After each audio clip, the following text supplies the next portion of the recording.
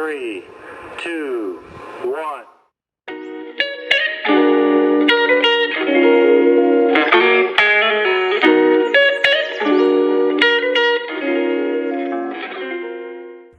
Halo, kita lagi di Abadi, mau wawancara supervisor. Ada Bella, Kendan, Reza. Let's go. Selamat sore Pak, sebelumnya terima kasih sudah memberikan waktunya. Di sini kami ingin bertanya ada beberapa hal yang sesuai dengan pekerjaan Bapak. Baik, pertanyaan pertama, menurut Bapak, apa yang diperlukan disiapkan untuk menjadi seorang SPV? Untuk menjadi seorang SPV yang pertama itu mental. Karena kalau dari saya sendiri itu, SPV itu berada di tengah-tengah antara dia punya atasan dan dia punya anak buahnya. Jadi gimana cara dia memimpin, nggak berat ke anak buahnya, juga nggak berat ke atasan. Dia sebagai jembatan. Sebagai jembatan ya Iya. Pak? Untuk yang kedua, apa sih tanggung jawab yang dimiliki Bapak sebagai supervisor di hotel ini? Kalau tanggung jawab mungkin keseluruhan dari SPV itu gimana caranya bisa mengarahkan anak buahnya ke satu tujuan. Seandainya satu tujuan di bulan ini, kita harus bisa mencapai tujuan A nih. Kita harus jalan ke tujuan harus seperti itu. Yang ketiga, bagaimana cara Bapak dalam memenuhi target untuk FNB? Kita untuk memenuhi target pertama yang seperti tadi, kita tujuannya satu sama. Terus seandainya kita ada problem, masalah apapun itu kita selesaikan di dalam kerjaan itu di hari itu juga.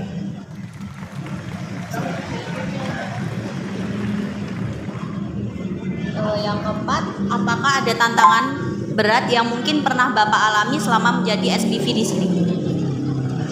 Tantangan berat pasti ada. Yang pernah saya alami itu ketika saya itu nggak disukain sama bawahan saya, sedangkan dari atasan saya itu mempressure apa yang sedang saya bikin goals, tujuan saya gitu ke depan.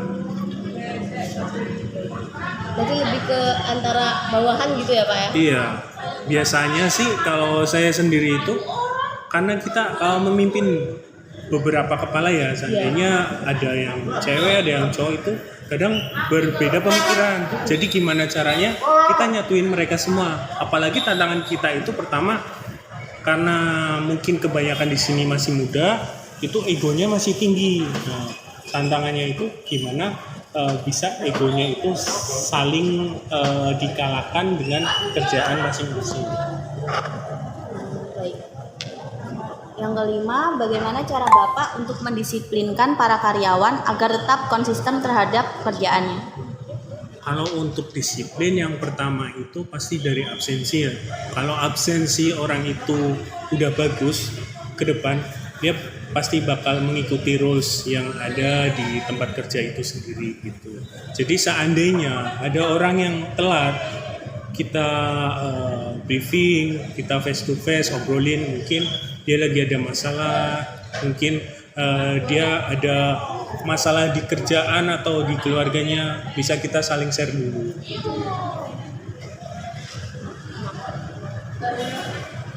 Pertanyaan selanjutnya, bagaimana pendapat Bapak tentang sering terjadinya pergantian atau keluar masuknya karyawan? Ini tidak kondusif?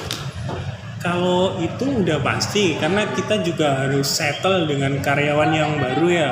Jadi gimana caranya kita mengajari lagi dari awal, adaptasi itu juga pasti ada. Karena setiap orang itu ada plus minusnya.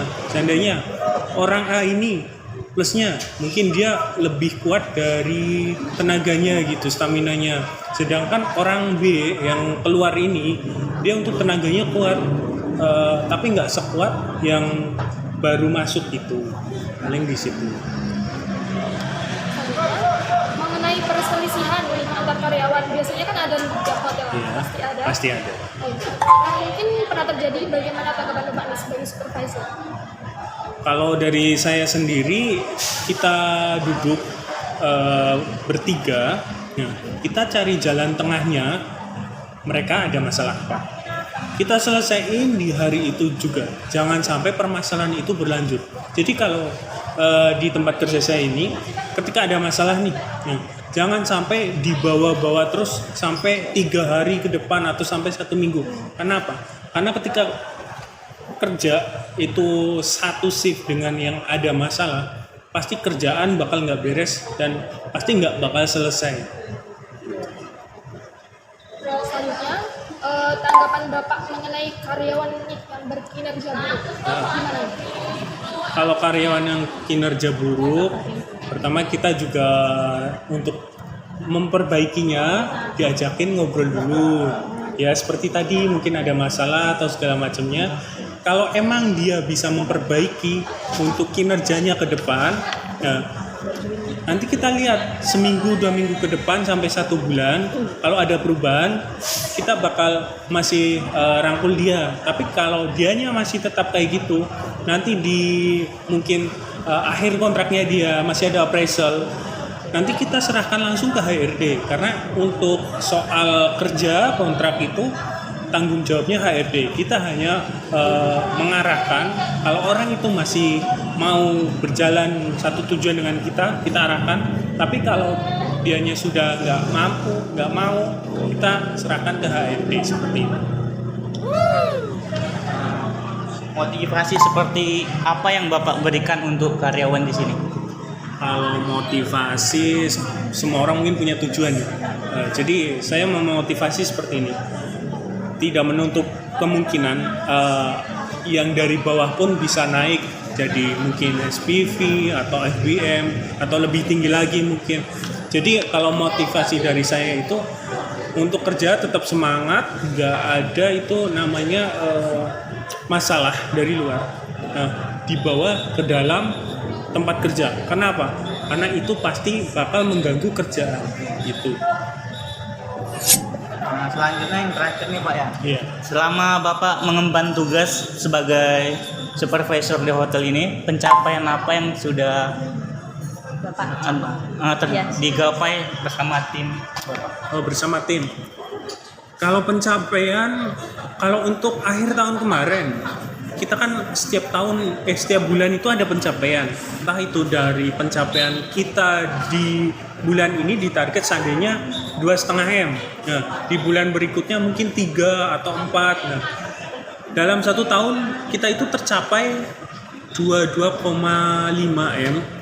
Itu dalam 1 tahun. Nah, dalam pencapaian itu kita juga dapat bonus per masing-masing karyawan. Ini salah satu pencapaiannya juga, ini kafe ini berdiri salah satu pencapaian dari karyawan sini. Jadi kita punya ide, kita tuangkan masing-masing, akhirnya kita bukalah kafe ini. Walaupun mungkin nggak gede, tapi paling nggak kita bisa nambah ilmu dari sini. Terus kita juga bisa nambah orang ke sini, jadi menambah pekerja yang mungkin lagi mencari, kita bisa masukkan di sini, mengurangi sedikit pengangguran lah, intinya kayak gitu. Menambah pendapatan juga ya, Iya, Pak? gitu, seperti itu. Jadi, Baik, terima kasih Bapak untuk wawancara hari ini. Iya. Kami tutup, terima kasih. ya.